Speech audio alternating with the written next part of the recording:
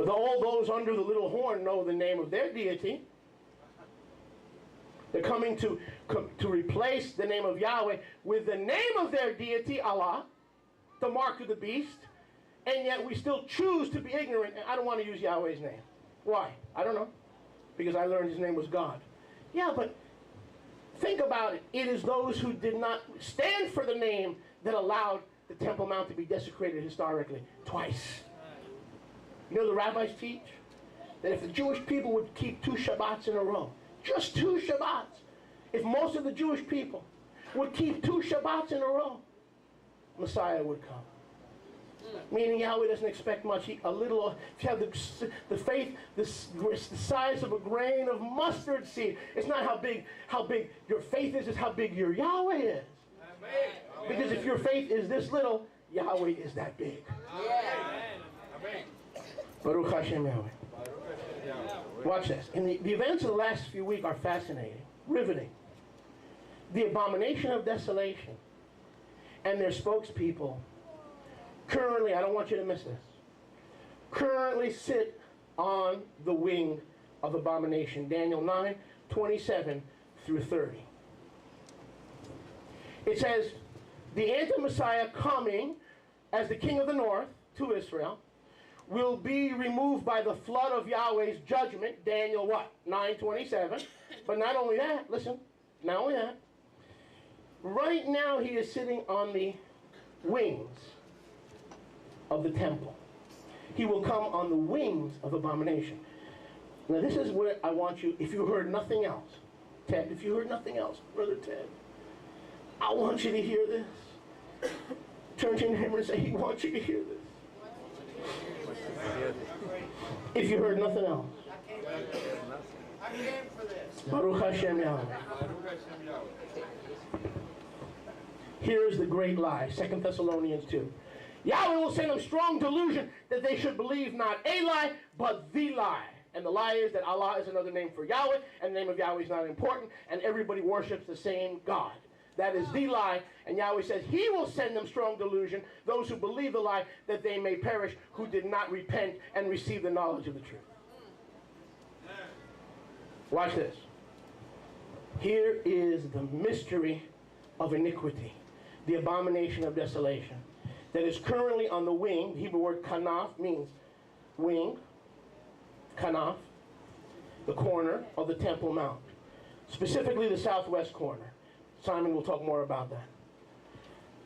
They refuse to this day, those who are seated on the southwest corner of the Temple Mount.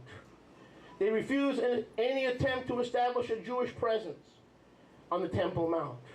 The stage is now set for the end-time Islamic anti-Messiah from Turkey to enter the Muslim complex of shrines and declare the coming of the final Islamic Mahdi. Today on the Temple Mount, there is not one mosque. There are, at least that I know of, 3.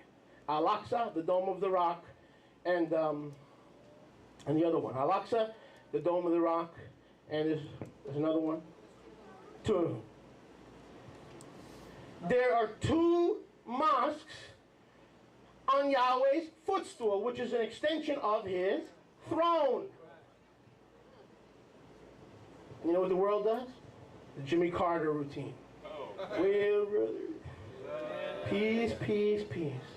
Yes, Mr. Carter. You want to bring us the same misery index that you brought our parents and their generation? Yeah, correct. 25% inflation, helicopters that don't fly, mortgage rates through the roof. Is that what you want for the Jewish people? To give back what Yahweh gave to them? To extend the abomination of desolation? Not to establish it, to extend it. Baruch Hashem Yahweh. Does any of this make sense? Amen. I don't know how I got into that. That's the truth. The stage is set for the Islamic anti-Mashiach to come to the abomination that causes desolation. The rebirth of the Ottoman Empire, the last world empire. Simon's going to talk a lot more about this over the next 2 days.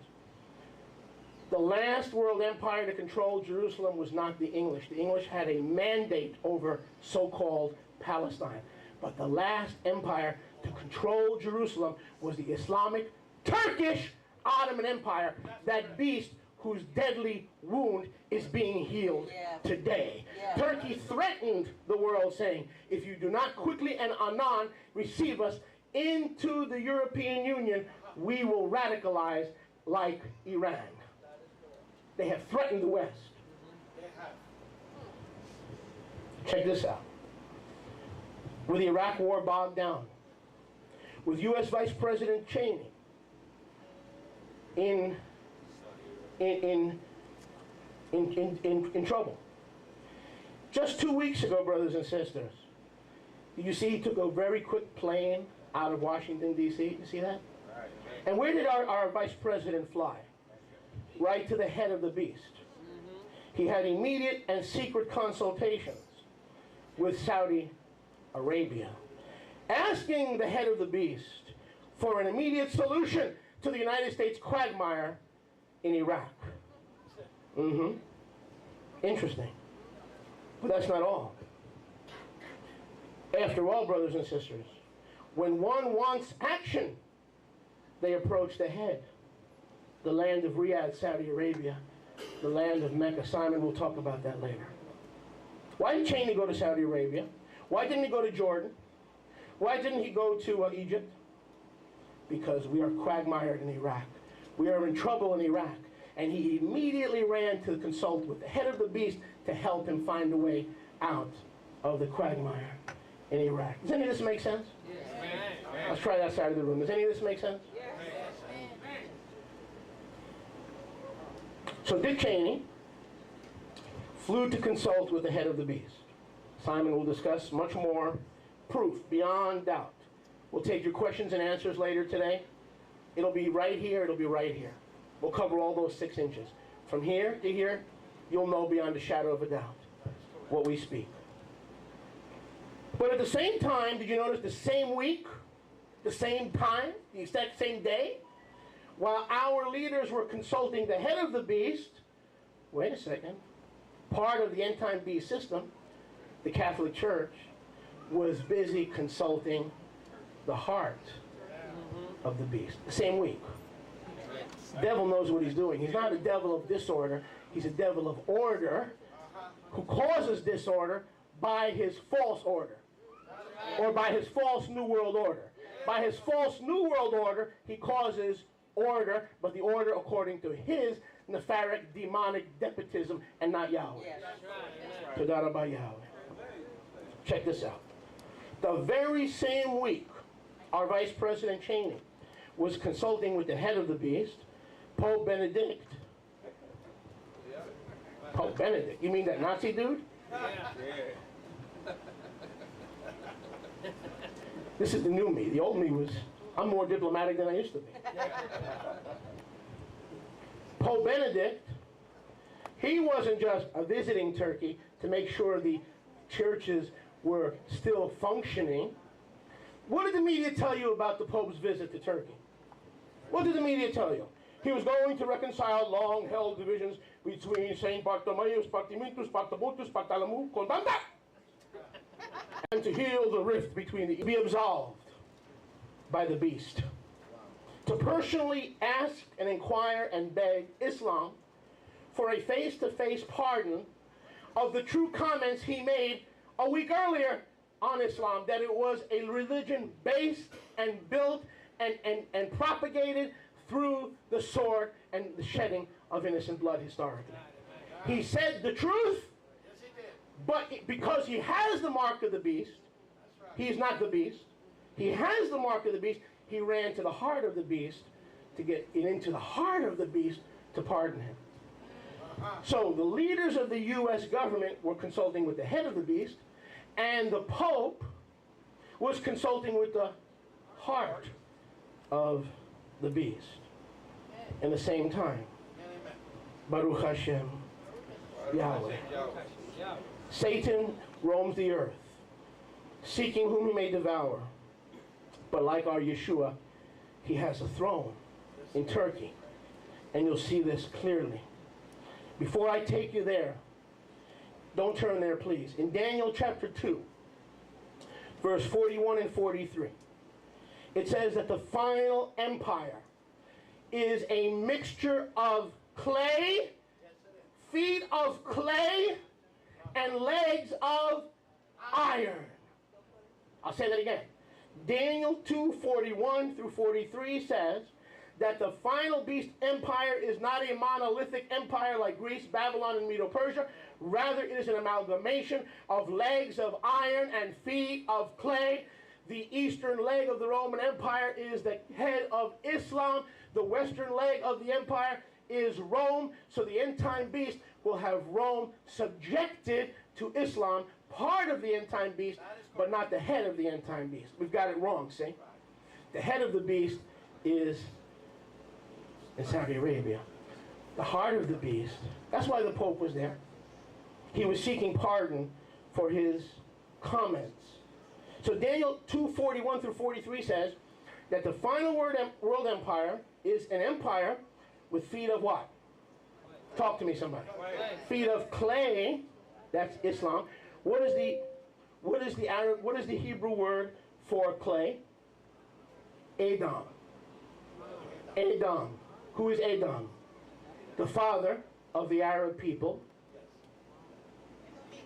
Is anyone getting this? Not only does Yahweh say the little horn is the symbol under which the end-time king of the north is going to march, he even tells you what? That he will march in amalgamation with the blessing and approval of Rome. The feet of what? Clay. And the legs of? Iron.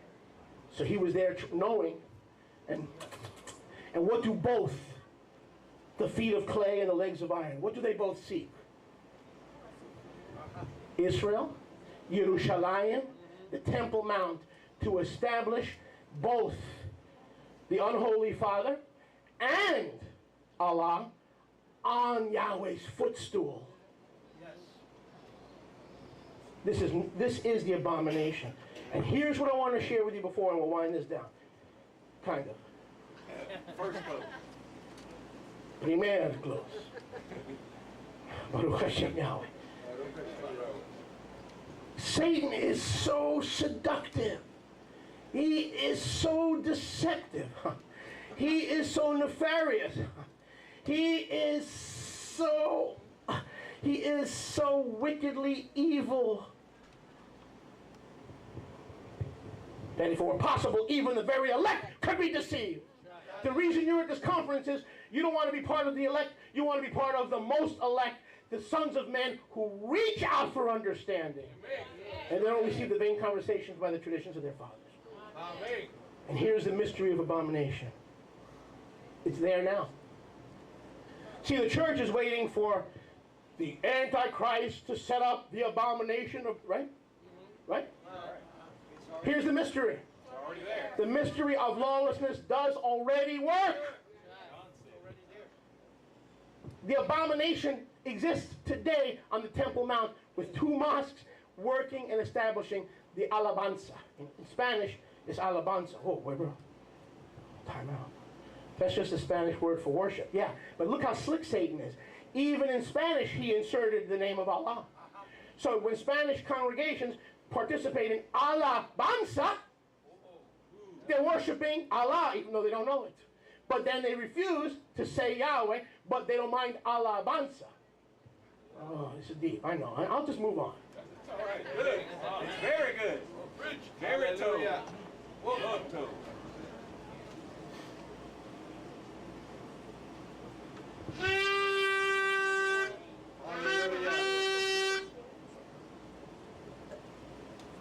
Todah Rabah Yahweh. Todah Rabah Yahweh. Saudi Arabia is the head. Turkey is the heart. Turkey, Istanbul, is the former Constantinople. Rome's eastern capital, now Istanbul. The capital of the Ottoman Empire. The last empire to control Jerusalem. The head and heart of the beast empire are now becoming one. The body of Islam versus the body of Yeshua, consisting of both houses of Israel. It is that empire, brothers and sisters, Islam, combined with Roman elements and collaborators, that will revive the beast's deadly healed wound, to subdue all nations by financial pressure.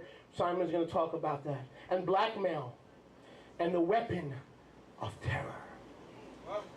Terror is a weapon.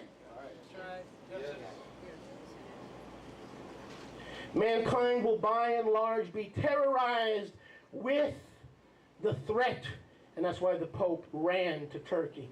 He was terrorized by the thought of hundreds of millions of Catholics being slaughtered because of his indiscretion against the seat of the end-time beast.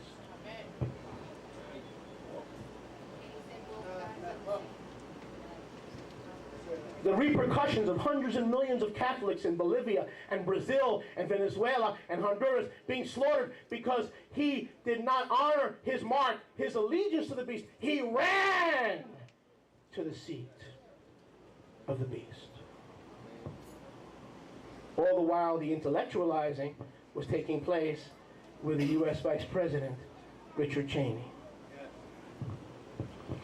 Please, if you're here and visitors are coming in, slide over, please. Slide over. Remember, I told you, be considerate, please. Slide over and give them a smile. Tell them you're glad they're here. Now watch this. The weapon of this end-time beast system is the weapon of terror, the financial pressure of blackmail, through a violence unseen, unprecedented, unheard of since the days of Noah, as it was in the days of Noah when the entire earth lay under a curse. In Noah's day, there were only 8 things that were not cursed. Every tree, every plant, every flower, everything was cursed. There were only 8 beings that were saved from the judgment of Yahweh. As it was in the days of Noah, so shall it be in the days of the coming of the Ben Adam. The whole world lies under the violence. The Hebrew word, listen, listen.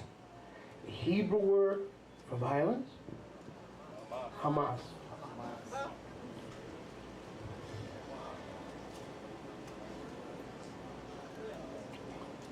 Hamas is sworn to inflicting violence through terror while getting their final marching orders through the head. They play a double game, don't they? They pretend to be friends with the West, but behind our backs, they fund the madrasas, they fund the radical schools, they fund every Wahhabist element of radical Islam behind the backs of the West. In English, we